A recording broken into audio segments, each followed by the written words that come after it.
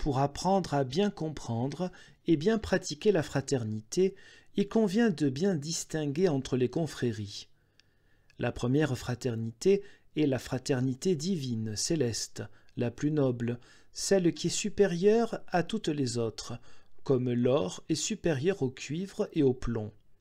C'est la communion des saints dont il a été question plus haut et dans laquelle nous sommes tous frères et sœurs, si proches les uns des autres qu'il n'est pas possible d'imaginer proximité plus grande.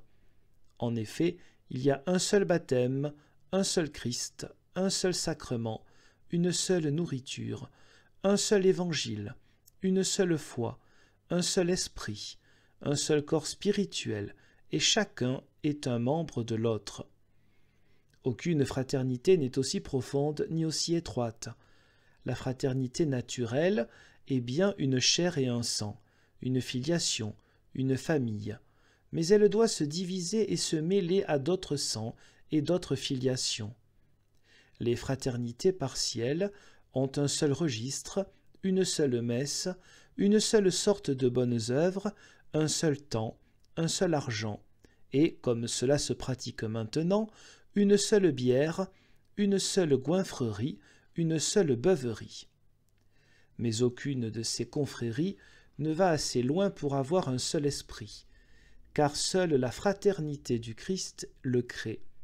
C'est pourquoi plus la fraternité est grande, ouverte et commune à tous, et meilleure elle est.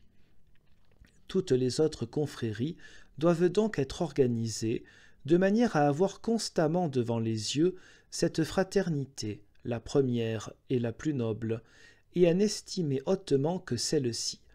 Par leurs œuvres, les confréries ne chercheront pas leur propre intérêt, mais elles les accompliront pour l'amour de Dieu, pour obtenir de lui qu'il maintienne cette communion et fraternité chrétienne et l'améliore de jour en jour.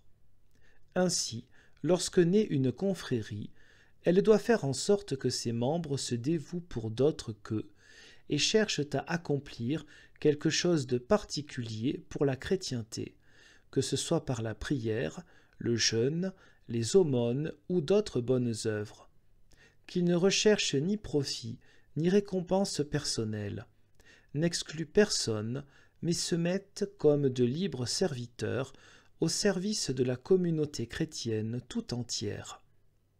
Là où régnerait cette juste conception, Dieu veillerait à faire régner l'ordre nécessaire pour que les confréries ne soient plus un objet de scandale par leur ripaille. Une bénédiction s'ensuivrait, de sorte qu'on pourrait collecter et constituer une caisse commune, qui permettrait d'aider d'autres gens de manière tangible. Alors, les œuvres spirituelles et temporelles des confréries retrouveraient leur véritable destination. Et celui qui ne veut pas se conformer à cette organisation dans sa confrérie, je lui conseille d'en démissionner et de planter là la confrérie.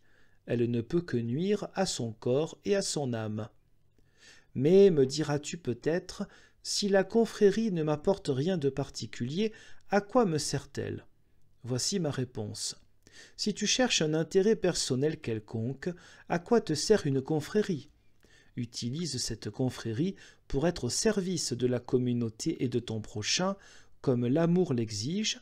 Tu seras récompensé de cet amour sans avoir besoin de chercher ou désirer cette récompense. Mais si le service et la récompense de l'amour ont peu de prix, c'est le signe que ta fraternité est une fraternité mal comprise. L'amour sert librement et gratuitement.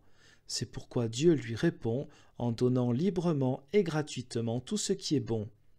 Puisque toutes choses doivent être accomplies dans l'amour, condition pour plaire à Dieu, la fraternité doit également résider en l'amour.